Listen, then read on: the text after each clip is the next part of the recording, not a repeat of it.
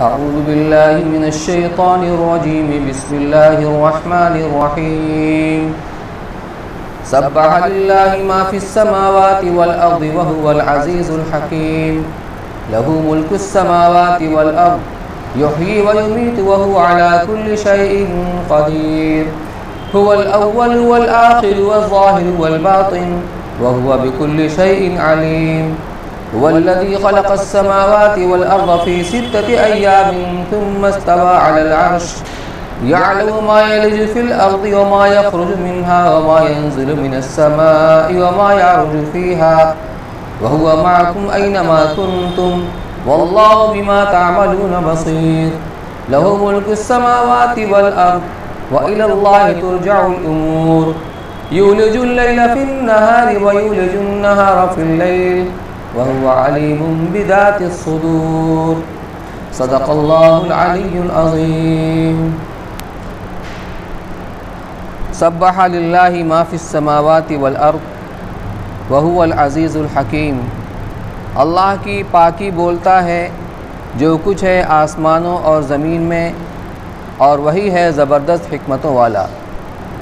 لہو ملک السماوات والارض، اسی کے لیے ہے راج آسمانوں کا اور زمین کا. یحیی و یمیت، جلاتا ہے اور مارتا ہے. وہو علی کل شیء قدیر، اور وہ سب کچھ کر سکتا ہے. هو الاول والآخر والظاہر والباطن، وہی ہے سب سے پہلا اور سب سے پچھلا اور باہر اور اندر. وہو بکل شیء علیم، اور وہ سب کچھ جانتا ہے. هو الذی خلق السماوات والارض فی 6 ایام ثم استوى علی العرش، وہی ہے جس نے بنائے آسمان اور زمین 6 دن میں، پھر قائم ہوا تخت پر. یعلم ما یلج فی الارض وما یخرج منها وما ينزل من السماء وما يعرج فیہا، جانتا ہے جو اندر جاتا ہے زمین کے اور جو اس سے نکلتا ہے، اور جو کچھ اترتا ہے آسمان سے اور جو کچھ اس میں چڑھتا ہے. وَهُوَ مَعَكُمْ أَيْنَمَا كُنْتُمْ، اور وہ تمہارے ساتھ ہے جہاں کہیں تم ہو. وَاللَّهُ بِمَا تَعْمَلُونَ بَصِيرٌ، اور اللہ جو تم کرتے ہو اس کو دیکھتا ہے. لَهُ مُلْكُ السَّمَاوَاتِ وَالْأَرْضِ، اسی کے لیے ہے راج آسمانوں کا اور زمین کا. وَإِلَى اللَّهِ تُرْجَعُ الْأُمُورُ، اور اللہ ہی تک پہنچتے ہیں سب کام.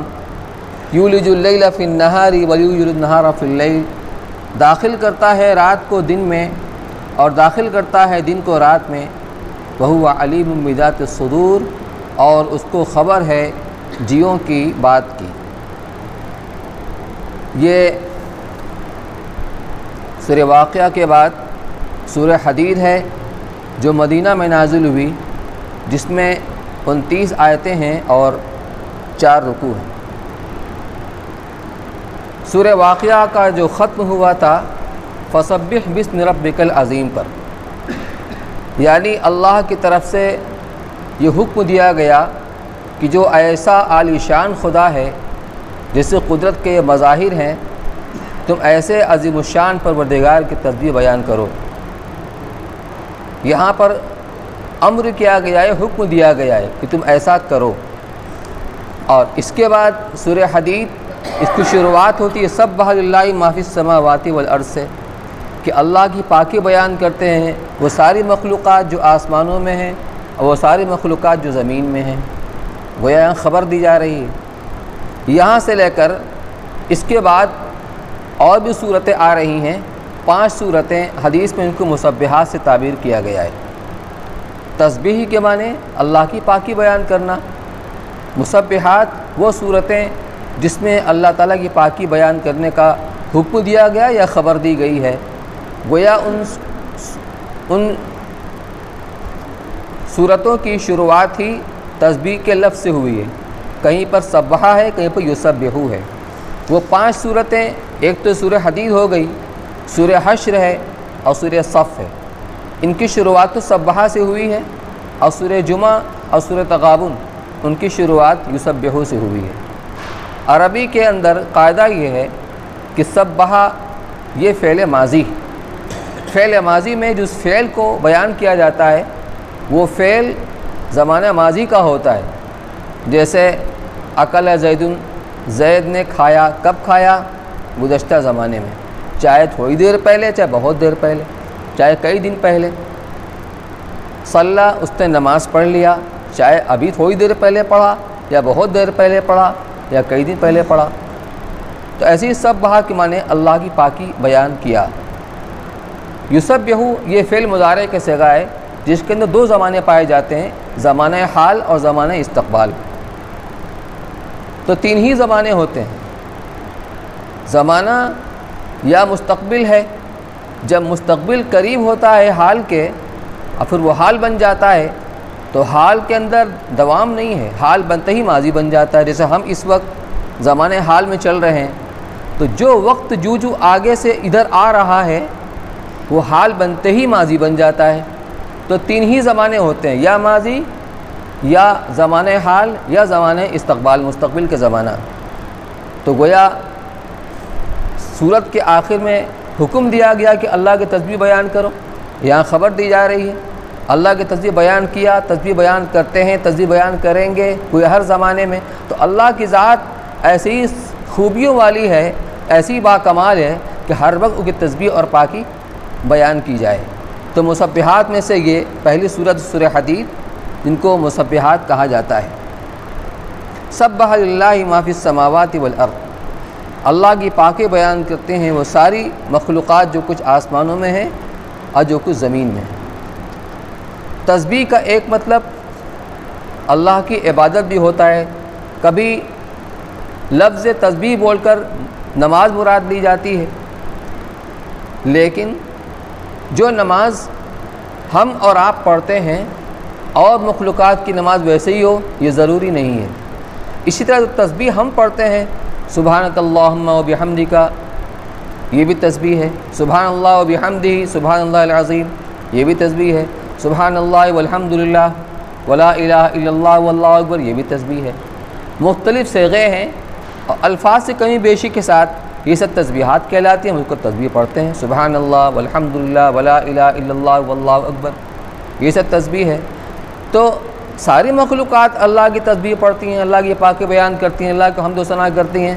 तो ये कोई ज़रूरी नहीं कि इस तरह हम और आप करते हैं, इंसान करते हैं, सारी मखलूक़ात करें। चुनांचे दारुल उलूम देवबंद के साबिक़ मोहतमीम हज़रत मौलाना क़ारी मोहतैय्यब साहब रहमतुल्लाह अलैह ने अपने ख़िताब के दौरान फरमाया था कि सारे मखलूक़ात अल्लाह की तस्बीह बयान करते हैं। शेर दहाड़ रहा है, हमें ये सुनाई दे रहा है कि शेर दहाड़ रहा है, लेकिन वो अपनी ज़ुबान में अल्लाह की तस्बीह बयान कर रहा है। चिड़िया चहचहा रही हैं, हमें ये नज़र आता है, हमको सुनाई देता है, लेकिन अपनी ज़ुबान में अल्लाह की तस्बीह बयान कर रही हैं। तो सारी मखलूक अल्लाह की तस्बीह बयान करती हैं। तो जो कुछ आसमानों में है और जो कुछ ज़मीनों में है वो सब की सब अल्लाह की तस्बीह बयान करती हैं। वह हुवल अज़ीज़ुल हकीम, और वो ज़बरदस्त है, गालिब है और हिकमत वाला है। ये अल्लाह ताला की खूबियाँ हैं, उससे कमालात हैं। हमारे हज़रत मुफ्ती साहब दाम बरकातुम बहुत ही लय के साथ पढ़ते हैं। मुफ्ती महमूद साहब रहमतुल्लाह अलैह की वो मशहूर नज़्म है, कुरान के सिपारों में, ऐसा के इशारों में, मासूम प्यारों में मैंने तुम्हें देखा है। सिद्दीक़ की शफ़क़त में, फ़ारूक की सतवत में, उस्मान की इफ़्फ़त में, कर्रार की हैबत में मैंने तुम्हें देखा है। तो इसी तरह कायनात के अंदर जितनी भी चीज़ें हैं, आसमानों की बुलंदी, उसका अज़ीमुश्शान होना, फिर ज़मीन की एक ऐसी सख्ती जो मुतदिल है, इतनी सख्त लोहे की तरह नहीं है कि खुद ना सके, और दलदली भी नहीं है कि बस पैर धंसता ही चला जाए। तो अल्लाह ने इसको ऐसा बनाया है कि खेती भी चाहो तो कर लो, बोरिंग भी चाहे तो कर लो, मकान भी चाहे तो बना लो। इस तरह से इतनी सिबत किसने अल्लाह ने रखी है। फूलों के अंदर नज़ाकत, उससे खुशबू किसने रखी? अल्लाह ने रखी है। लोहे के अंदर सख्ती अल्लाह ने रखी है, पत्थर की सख्ती उसके अंदर अल्लाह ने रखी है। इंसानों की मिजाज में जो मुख्तलिफ़ मिजाज हैं, ये इख्तलाफ मिजाजों का अल्लाह ने रखा है। ज़ुबानों के इख्तलाफ अल्लाह ने रखा है। तो हर चीज़ के अंदर अल्लाह की कुदरत का शाहकार नज़र आता है। इसी को मुफ्ती साहब ने फरमाया, मैंने तुम्हें देखा है, मैंने तुम्हें देखा है। इनके अंदर भी देखा है, उसके अंदर भी देखा है। क्या देखा है? अल्लाह की कुदरत का शाहकार।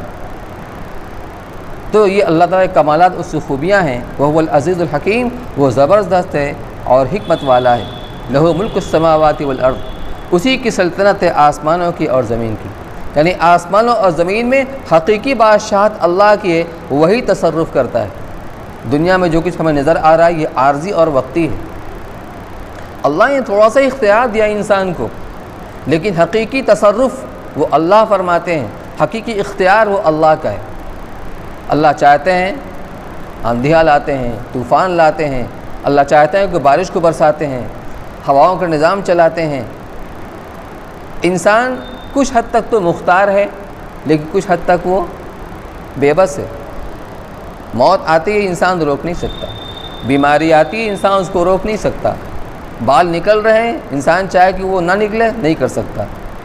ایک پیر پر آدمی کھڑا ہو جاتا ہے، دونوں پیر اٹھا لے کھڑا نہیں رہ سکتا.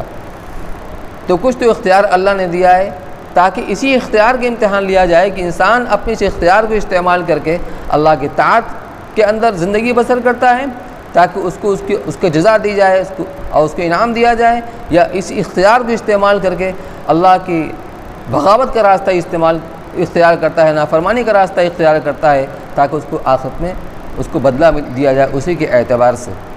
تو حقیقی بادشاہت اور حقیقی اختیار تصرف زمین اور آسمان میں وہ اللہ کا ہے. یحیی و یمیت، وہی جلاتا ہے وہی مارتا ہے. زندگی وہی دیتا ہے اور موت بھی وہی دیتا ہے. اللہ نے دنیا میں موت کے مختلف اسباب مقرر کر دیے ہیں. نظر یہ آتا ہے اس وجہ سے اس کی موت واقع ہو گئی، کینسر ہو گیا، کیا ہے فساد کے اندر چلا گیا اور وہاں مارا گیا. دریا میں گیا، تیرنا نہیں آ رہا تھا، غرق ہو گیا. تو ہر جگہ موت کا ایک ظاہری سبب نظر آئے گا، لیکن یہ ظاہری سبب حقیقی سبب نہیں ہے. حقیقی یہ ہے کہ اللہ نے جس انسان کی موت کا جو وقت متعین کر دیا ہے، جس جگہ پر جس ذریعے سے، اسی جگہ پر اسی ذریعے سے آئے گی. تو موت بھی وہی دیتا ہے، یا حیات بھی وہی دیتا ہے. وہو علی کل شیء قدیر، اور وہ ہر چیز کے اوپر قادر ہے. کوئی چیز اس کی قدرت کے باہر نہیں ہے. جو چاہے جب چاہے جہاں چاہے جس طرح چاہے وہ کر سکتا ہے. والاول والآخر والظاہر والباطن. اس صورت کی شروعات یہ جو رکوع ہے، اس میں اللہ تعالیٰ کی انہیں قدرت کو اور اس کی اس صفات کو بیان کیا گیا ہے جو توحید کی دلائل ہے، اور ضمنی طور سے قرآن قیامت کے ثبوت کو بھی اس کے اندر بیان کیا گیا ہے. ابھی تو وہی چل رہے ہیں، اللہ کی قدرت، اس کی طاقت. هو الاول والآخر والظاہر والباطن، وہی ہے سب سے پہلا اور وہی ہے سب سے آخر، اور وہی ہے ظاہر، وہی ہے باطن. کیا مطلب اللہ تبارک و تعالی اپنے وجود کے اعتبار سے سب سے مقدم ہے، وہ سب سے اول ہے، اس سے پہلے کوئی نہیں. کیوں؟ اس لیے کہ وہ خالق ہے، اور ساری کائنات اور جو کائنات کے اندر اتنی مخلوقات و موجودات ہیں سب مخلوق ہیں. مخلوق بعد میں ہوتی ہے، خالق پہلے ہوتا ہے. تو اللہ تعالیٰ سب سے پہلے، ان سے پہلے کوئی چیز نہیں. والآخر، سب سے آخر میں. کیا مطلب؟ یعنی سب چیزیں فنا ہو جائیں گی، اللہ کی ذات باقی رہے گی. کل من علیہ فان، ابھی سورہ رحمان کے اندر گزرا، کل من علیہ فان ویبقى وجہ ربک ذو الجلال والاکرام، کہ تمام چیزیں فنا ہو جائیں گی، تمام مخلوق فنا ہو جائیں گی. شے، کائنات کی ہر چیز کو بشے کا اطلاق ہوتا ہے. آسمان پر، زمین پر، ذرے سے لے کر سورج تک اور جبریل تک، زمین سے لے کر آسمان تک، ہر چیز پر شے کا اطلاق ہوتا ہے. تو ہر شے فنا ہو جائے گی سوائے اللہ رب العزت کی ذات کے. تو اگر یہ معنی مراد لیا جائے حقیقی اعتبار سے فنا، تو وہ قیامت ہے. یا قیامت قائم ہوگی، ہر چیز فنا ہو جائے گی، کوئی چیز باقی نہیں رہے گی. اور اگر اس سے امکان مراد لیا جائے تو پھر جنت اور جہنم اور اس کے اندر رہنے والے اللہ کے فرمانبردار بندے، نافرمان بندے، وہ تو ہمیشہ ہمیشہ کے لیے رہیں گے. تو اگرچہ وہ باقی ہیں، جنت کے اندر باقی رہیں گے، جہنم کے اندر باقی رہیں گے، لیکن فنا کا امکان بہرحال موجود ہے. تو خلاصہ یہ نکلا کہ اللہ کے سوا ہر چیز فنا ہو جانے والی ہے. تو اول بھی ہے، اس سے پہلے کوئی نہیں، وہ آخر بھی ہے، اس کے بعد کوئی نہیں. والظاہر، اور اللہ تعالیٰ ظاہر ہے. یہ ظہور وجود کی گویا کہ ایک اس کا یہ ذیلی عنوان ہے. ظہور، جو چیز موجود ہوتی ہے وہی ظاہر ہوتی ہے. تو اللہ تعالیٰ اپنی قدرت کے راستے سے جگہ جگہ نمایاں، وہی جو میں نے شعر آپ کو سنایا، قرآن کے سپاروں میں، عیسیٰ کے اشاروں میں، معصوم پیاروں میں نے تمہیں دیکھا ہے۔ کسی کے اندر نرمی ہے، کسی کے اندر سختی ہے، کسی کے اندر بہادری ہے، کسی کے اندر پھولوں کے اندر خوبصورتی ہے، خوشبو ہے، وغیرہ وغیرہ۔ پانی کے اندر روانی ہے، سورج کے اندر جو تمازت ہے، چاند کے اندر جو اس کی ٹھنڈک ہے، رات کے اندر جو برودت ہے، یہ سب کے سب اللہ نے ہر چیز کے اندر کوئی نہ کوئی صفت، کوئی نہ کوئی تاثیر رکھی ہے، اللہ کے رکھنے سے اس کے اندر ہوئی۔ تو اللہ کی قدرت کا ظہور ہو رہا ہے، اس راستے سے اللہ تعالیٰ کے وجود کو بتا رہے ہیں کہ ہم ہیں کرنے والے۔ تو ہوا ظاہر، وہ ظاہر بھی ہے، تو ہر چیز سے اللہ کی قدرت کا پتہ چلتا ہے، والباطن، اور وہ پوشیدہ بھی ہے، یعنی اس کی ذات ایسی پوشیدہ ہے کہ کوئی اس کا ادراک نہیں کر سکتا۔ اور منع بھی ہے کہ اللہ کے ذات کے بارے میں کبھی غور مت کرنا، اس قدرت کے شاہکار کے بارے میں غور کرو، اس سے اللہ کی عظمت دلوں کے اندر بیٹھے گی، ایمان کے اندر اضافہ ہوگا، لیکن اس کی ذات کے بارے میں غور مت کرو، کیونکہ انسان کی وس میں نہیں ہے کہ اللہ کی ذات کی ادراک کر سکے۔ وہ لا تدرکہ الابصار، نگاہیں اس کا ادراک نہیں کر سکتی، وہو یدرک الابصار، لیکن وہ سب کا ادراک کرتا ہے۔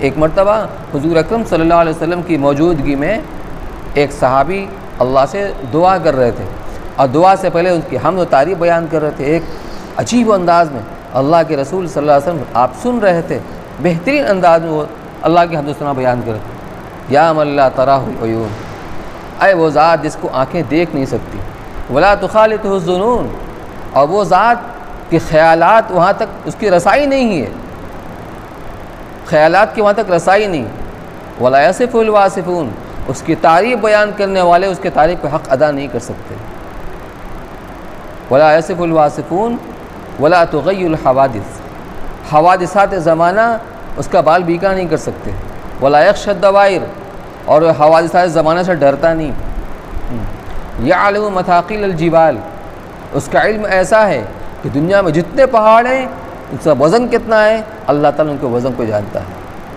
ومکائل البحار، سمندر کے اندر پانی کتنا ہے اس کے پیمانے کو، ناپ کو اللہ جانتا ہے، وعدد قطر الامطار، بارش کے قطروں کو اللہ جانتا ہے کہ بارش برستی کتنا قطرہ زمین پر آیا، وعدد ورق الاشجار، دنیا کے درختوں کے پتوں کی تعداد کو وہ جانتا ہے بہترین انداز میں۔ تو یہ اللہ کی صفات ہیں، تو اللہ کی صفات اپنی صفات کے ذریعے سے وہ ظاہر ہے، لیکن ذات کے اعتبار سے وہ پوشیدہ ہے، اس کا کوئی ادراک نہیں کر سکتا۔ وہو بکل شیء علیم، اور وہ ہر چیز کو جانتا ہے، یعنی اس کا علم ہر چیز کو حاوی ہے۔ هو الذی خلق السماوات والارض فی ستۃ ایام، وہی اللہ ہے جس نے پیدا کیا آسمانوں کو اور زمین کو 6 دن میں، ثم استوى علی العرش، پھر قائم ہوا تخت کے اوپر۔ اب اس کا کیا مطلب ہوا؟ آسمان و زمین کی تخلیق، یہ کئی جگہ اس کا ذکر آیا ہے، سورہ سجدہ کے اندر بھی، الف لام سجدہ کے اندر بھی آیا ہے، سورہ اعراف کے اندر بھی آیا ہے، اور کہیں پر تو تفصیل کے ذکر کیا گیا، خلق الارض فی یومین وقدر اقواتها فی 4 ایام، 4 دنوں کے۔ تو اللہ نے 2 دن میں زمین کو پیدا کیا، اور 2 دن میں زمین کے جو لوازمات تھے، یعنی دریا، سمندر، پہاڑ، معدنیات، نباتات، حیوانات، یہ سب کی سب اللہ نے بنائے۔ تو 2 دن میں اللہ نے زمین کو پیدا کیا، اور 2 دن میں زمین کی جو پیداوار تھی اللہ نے انہیں بنایا، 4 دن ہو گیا، اور 2 دن میں اللہ نے آسمانوں کو بنایا، آسمانی مخلوقات کو، تو 6 دن میں بنایا۔ اب سوال یہ پیدا ہوتا ہے، اللہ تعالیٰ ہر چیز کے اوپر قادر ہے، اور ایک جگہ فرمایا گیا اذا اراد شیئا ان یقول له کن فیکون، کہ جب اللہ تبارک و تعالیٰ کسی چیز کا ارادہ فرما لیتے ہیں، صرف اتنا کہتے ہیں کن ہو جا، وہ ہو جاتی ہے، یعنی اللہ تعالیٰ کن کہنے کے بھی محتاج نہیں ہے، تو سمجھانے کے لیے ادھر مشیت ہوئی اور ادھر وہ چیز موجود ہو گئی۔ تو معاملہ تو یہاں پر اللہ قدرت کا یہ ہے کہ مشیت کے ساتھ ہی وہ چیز وجود کے اندر آ جاتی ہے۔ تو 6 دن کے اندر پیدا کرنے کا مقصد کیا ہے؟ اس کو مفسرین کرام نے لکھا ہے کہ یہ تعلیم دینا ہے اپنے بندوں کو کہ تدریج، کسی کام کو تدریجی طریقے پر کرنا، غور و فکر کے ساتھ کرنا، یہ اللہ کی طرف سے تعلیم دی گئی ہے، کیونکہ عجلت اور جلد بازی شیطان کی طرف سے ہوتی ہے۔ بے سوچے سمجھے آدمی یہ کام کرتا ہے تو عموماً اس کے اندر نقصان ہوتا ہے، گھاٹا ہوتا ہے۔ تو کام کو سوچ وچار کر کے اس کا پروگرام بنا کر تدریجی طریقے پر کی جائے، یہ گویا کہ تعلیم دی جا رہی۔ دوسرا سوال یہ ہے کہ 6 دن اور رات، دن اور رات کا نظام تو سورج سے چلتا ہے کہ سورج طلوع ہوا دن شروع ہو گیا، غروب ہوا دن ختم ہو گیا، غروب ہونے کے بعد رات شروع ہوئی، طلوع ہوا رات ختم ہو گئی۔ تو طلوع پر دن شروع ہوتا ہے، غروب پر رات شروع ہوتی ہے۔ ابھی اللہ نے اس کا نظام بنایا نہیں تو 6 دن کا کیسے تحدید ہو گئی، کیسے سمجھا جائے کہ وہ 6 دن؟ تو اس کا 2 جواب دیا گیا۔ ایک تو جواب یہ دیا گیا ہے جس طرح سورج کا جو نظام چالو ہوا اس کے بعد سے جو رات دن کا نظام بنتا ہے، اس کے اعتبار سے 6 دن کتنی مقدار میں ہوتا ہے، اتنی مقدار میں اللہ نے زمین اور آسمان کو، ان کی مخلوقات کو بنایا۔ اور ایک جواب یہ دیا گیا ہے کہ جس طرح الف لام سجدہ کے اندر فرمایا کہ آخرت کا ایک دن تمہارے اعتبار سے 1000 سال کے برابر ہے، کالف سند مما تعدون، تمہارے شمار سے 1000 سال کے برابر آخرت کا ایک دن، تو گویا 6000 سال کا 6 دن ہوا۔ بہرحال جو بھی ہو، مفسرین کرام کہتے ہیں کہ قرآن کے اندر اس طرح کی جو باتیں آتی ہیں اس پر ہمارا ایمان ہونا چاہیے، کیفیت کے پیچھے نہیں پڑنا چاہیے۔ 6 دن اللہ نے کہا ہے تو ہمارا اس کے اوپر ایمان ہے کہ 6 دن اللہ نے بنایا۔ شروعات بھی اتوار کے دن سے، اتوار، سوموار، منگل، بدھ، جمعرات، جمعہ۔ جمعہ کے آخری ساعت میں انسان کی پیدائش ہوئی، آدم علیہ السلام کی۔ اس کے بعد آتا ہے سنیچر۔ سنیچر کو عربی میں کہتے ہیں سبت، یوم السبت، سنیچر کا دن۔ سبت کے معنی قطع کرنے، کاٹنے کے آتے ہیں، تو گویا اس دن کوئی کام نہیں تھا۔ ہفتے میں 7 دن ہوتے ہیں، 6 دن میں یہ سارا کام کیا گیا اور 7ویں دن سنیچر کے اندر کام ختم ہو گیا۔ اس کے بعد فرمایا ثم استوى علی العرش، پھر اللہ تعالیٰ قائم ہوا عرش کے اوپر۔ اللہ تعالیٰ جسمانیات سے وراء الورا ہے، کوئی چیز اس کا احاطہ نہیں کر سکتی۔ جس چیز کا جسم ہوتا ہے، ہم اور آپ جہاں بیٹھے ہوئے ہیں کسی مکان کے اندر بیٹھے ہیں، وہ مکان ہمارا احاطہ کیے ہوئے ہے۔ کتنا بڑا بھی جسم ہو، جہاں پر ہوگا وہ زمین، وہ جگہ اس کا احاطہ کیے ہوئی ہوگی۔ تو اللہ کے ساتھ اس سے وراء الورا ہے۔ پھر مطلب کیا ہے؟ استوا علی العرش، عرش کہتے ہیں تخت کو، تخت شاہی کو، تخت شاہی کو۔ اب استوا کے معنی قائم ہونا۔ جس طرح بادشاہ جب تخت سلطنت کے اوپر براجمان ہوتا ہے تو اپنے پورے پاور کے ساتھ ہوتا ہے، وہ پورے پاور کے، پورے اختیار کے ساتھ ہوتا ہے، اپنے حدود مملکت کے اندر اسی کی چلتی، اسے اختیار چلتا ہے۔ ایک سمجھانے کے طور سے یہ سمجھ لیجیے کہ اللہ ہی متصرف حقیقی ہے، پوری کائنات میں اسی کا تصرف چلتا ہے۔ امام مالک رحمۃ اللہ علیہ سے کسی نے پوچھا کہ حضرت استوا کا مطلب کیا ہے؟ کہ استوا علی العرش، اللہ تعالیٰ تخت پر قائم ہوا۔ کا استوا کے معنی تو معلوم ہے عربی لغت کے اندر، قائم ہونا، مستقیم ہونا، لیکن اس کی حقیقت اور اس کی کنہ اس کے بارے میں کوئی نہیں جانتا ہے۔ اس پر ایمان لانا واجب ہے، اور ایک سوال کے در پہ ہونا بدعت ہے کہ صحابہ نے ایسا سوال اللہ کے رسول صلی اللہ علیہ وسلم سے نہیں کیا۔ اس طرح کی جو باتیں آئیں، کہیں پر قرآن میں اللہ کا وجہ اللہ، اللہ کا چہرہ، کہیں پر ساق ہے، یوم یکشف عن ساق ویدعون الی السجود فلا یستطیعون، ساق یعنی پنڈلی کی تجلی ہوگی، اللہ کی پنڈلی کیسی؟ تو جیسا قرآن کے اندر آیا ہے یہ اشتراک اسمی ہے کہ جو نام ہم جانتے اور پہچانتے ہیں جس نام سے، بس سمجھنے کے لیے نام تو وہی ہے، کیفیت کما یلیق بشانہ، جیسا اللہ کی جناب کے شائن نشان ہے اس کے پیچھے پڑنے کی، درپے ہونے کی ضرورت نہیں ہے۔ بس جیسے قرآن میں اس پر ہمارا ایمان لانا واجب ہے اور اس کے سوال کے پیچھے پڑنا فرمایا یہ بدعت ہے۔ یعلم ما یلج فی الارض وما یخرج منہا، جانتا ہے جو کچھ زمین کے اندر داخل ہوتا ہے اور جو کچھ زمین سے نکلتا ہے۔ داخل ہونے والی چیز کیا ہے؟ بارش کا پانی برستا ہے، زمین کے اندر جاتا ہے۔ نکلنے والی چیز کیا ہے؟ جب بارش کا پانی زمین کے اندر اس کی وسعتوں کے اندر جاتا ہے تو زمین کے باغ و بہار اندر سے باہر آتی ہیں، نباتات، پھل پھول، درخت ہیں، اور اس کے اوپر لگنے والے پھل اور پھول برگ و بار ہیں۔ تو جانے والی چیز بارش کا پانی، نکلنے والی چیز نباتات وغیرہ۔ وما یخرج منہا وما ینزل من السماء، اور جو آسمان سے نیچے اترتا ہے اور جو آسمان میں چڑھتا ہے۔ آسمان سے نیچے اترنے والی چیز کیا ہے؟ فرشتے ہیں، جو اللہ کے احکام کو نافذ کرنے کے لیے آسمان سے زمین کے اوپر آتے ہیں اور پھر زمین سے آسمان کی طرف جاتے ہیں۔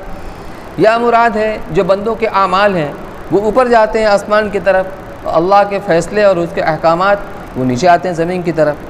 وَهُوَ مَعَكُمْ أَيْنَمَا كُنْتُمْ، اور وہ تمہارے ساتھ ہوتا ہے تم جہاں کہیں بھی ہو۔ یہ اللہ کی معیت کیسی ہے؟ اپنی قدرت کے ساتھ، اپنے علم کے ساتھ، اپنی طاقت کے ساتھ، ہر جگہ اللہ موجود ہے۔ تم جہاں کہیں وہاں اللہ موجود ہے۔ تم کالی کوٹری کے اندر ہوگے تو چھپ نہیں سکتے ہو۔ تم کیا کر رہے ہو رات کی تاریکی میں، تنہائی کے اندر، اللہ کو سب پتہ ہے۔ ایک قلعہ نکل کر رینگتا ہے، اللہ کو اس کی حرکت کی پتہ ہے۔ کالے پہاڑ پر کالی رات میں کالی چوٹی رینگتی ہے، اللہ کو اس کے سرسراہٹ بھی معلوم ہے۔ تو انسان کے سارے احوال اور انسان کے سارے اعمال اور ساری کائنات کے احوال سب کچھ اللہ کے علم میں، سب کو اللہ کو پتہ ہے۔ ہوا معکم، وہ تمہارے ساتھ ہوتا ہے تم جہاں کہیں بھی ہو۔ واللہ بما تعملون بصیر، اور جو کچھ تم کرتے ہو اللہ اس کو بھی دیکھ رہے ہیں، یعنی تمہارے اعمال سے بھی اللہ واقف ہیں، کوئی اس سے چھپ نہیں سکتا۔ لہو ملک السماوات والارض، یہ سب اللہ کی قدرت ہے، اس کا علم ہے، اس کی طاقت۔ لہو ملک السماوات والارض، اسی کی حکومت، اسی کی سلطنت ہے آسمانوں اور زمین کے اندر۔ وَإِلَى اللَّهِ تُرْجَعُ الْأُمُورُ، اور اللہ کی طرف سارے امور لوٹائے جائیں گے، یعنی قیامت کے دن سب اللہ کے دربار میں پیش کی جائیں گے اور پھر سب کا فیصلہ ہوگا۔ اس سے قیامت کا ثبوت ہو گیا، یولج اللیل فی النہار، اور ایسا ممکن ہے۔ کیوں کہ اللہ تو روزانہ دکھلا رہے ہیں، کبھی رات بڑی ہو جاتی، دن چھوٹا ہو جاتا، دن بڑا ہوتا ہے، رات چھوٹی ہو جاتی ہے۔ اب آپ یہ بتائیے، ہم نے کبھی غور نہیں کیا، غور کیجئے، اگر 14 گھنٹہ کا دن ہوتا ہے اور 10 گھنٹے کی رات ہوتی ہے، تو پھر جب دن گھٹتے گھٹتے چھوٹا ہو جاتا ہے، 12 گھنٹہ کا یا 11 گھنٹہ کا، اور رات بڑی ہو جاتی ہے، تو جو کٹا ہے اس میں سے گھٹا وہ کہاں چلا جاتا ہے؟ 14 گھنٹہ کا دن، اب وہ 12 گھنٹہ کا بچا، 2 گھنٹہ کہاں گیا؟ یہ اللہ کی قدرت ہے کہ اس بتدریج ان کے اوقات کو، دن کے لمحات کو رات کے حصے میں اللہ داخل کرتے ہیں، اس کو بڑھا دیتے ہیں، اور رات کی چھوٹی کرتے ہیں تو اس کے لمحات اور اوقات کو بتدریج دن کے اندر بڑھا دیتے ہیں۔